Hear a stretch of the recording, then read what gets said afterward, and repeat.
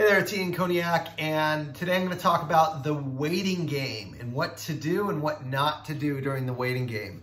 And for those of you who don't know what I'm talking about, the waiting game is when you are waiting on a deal to close and you are waiting for a big meeting to happen where you will get the yes or the no, okay?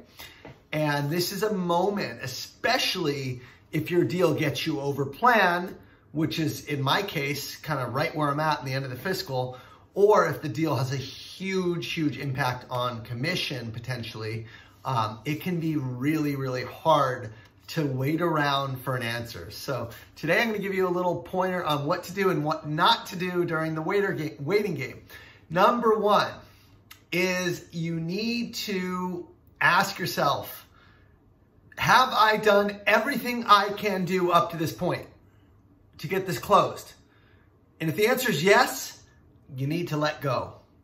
The source of misery and unhappiness for many people, especially now, is worrying about things they can't control. So if you've done everything up to this point the right way, and there's no open loops and there's no open items, and you're literally just waiting for a meeting to happen, you kind of have to sit back and start to work on other things, okay? So most of the time, that's not the case. Most of the time, you haven't done everything that is needed to, execute perfectly. So what I do in the waiting game is I go through a checklist to make sure all the key things that I have are ready to go. The first item in the checklist is, do I have a backup plan in case they say no? If they say no to the current proposal, is there an alternative option or some type of backup that I can go back with and, see if they'll work with me on that, right? I'm not talking about negotiating. Negotiation is done, but I'm talking about a backup plan in case you don't get the good news.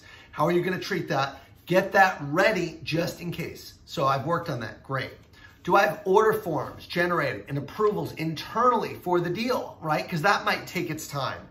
If not, get those out, get them to the client. Even though you don't have an official yes, let them look over the paperwork in advance so they can move quickly once you do get the yes. Do you have an MSA in place? Do you have the right terms in place that you can take care of in the meantime while you're waiting for an answer?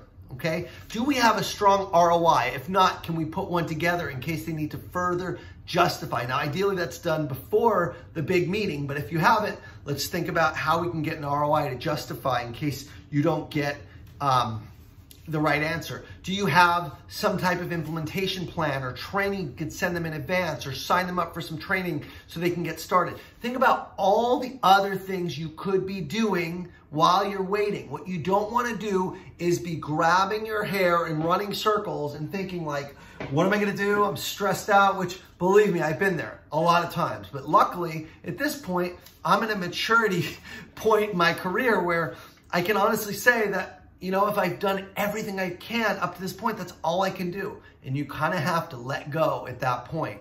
Now, once you realize you've done everything you could do, that's when you got to work on other deals or work on other things related to your business, right? If in our case, if I have no more deals in my pipe, work on account planning for next year, work on, checking in with everyone to make sure they're doing okay. Keep working. Don't stop working because you're stressed.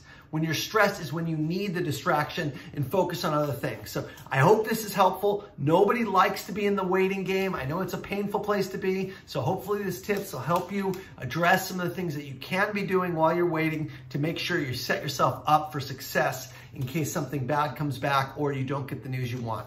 Cheers, you guys. Have an awesome week.